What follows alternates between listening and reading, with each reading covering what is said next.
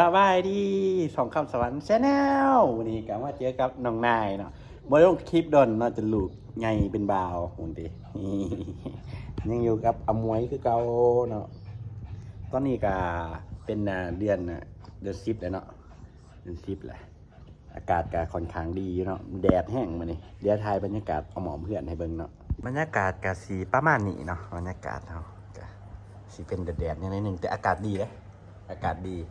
เดี๋ยวพามาเบิ่งเนาะเขากำลังเริ่มโครงการเฮ็ดเลี้ยงปลาเนาะนี่ปลาอ่างบวงเขาเนาะตอนนี้เขาก็เลี้ยงเป็นพวกปลาหางนกยุงเนาะแล้วก็ปลาบาลูนนี่บาลูนเนาะบาลูนขาวๆเห็นปะนี่สีมากำลังมาสิขยายอ่างเนาะขยายอ่างแล้วก็เฮ็ดโบกองนี่เนาะเห็นเขาเลี้ยงงามดีก็เลยว่าอยากเลี้ยงเดี๋ยวเขาลองมาให้ว่าอาหารเบิ่งเนาะนี่เป็นดีเนาะปลาหางนกยุง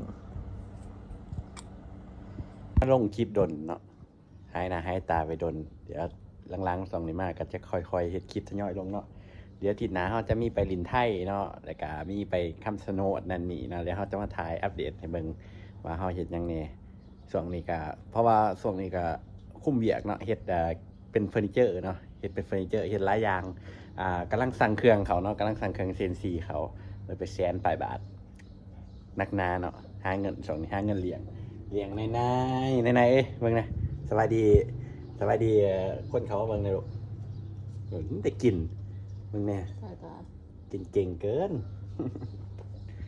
เดี๋ยวมันเป็นยังไงสิว่าอัปเดตให้เบิ่งเนาะแรงๆพายางเรียนรอบาน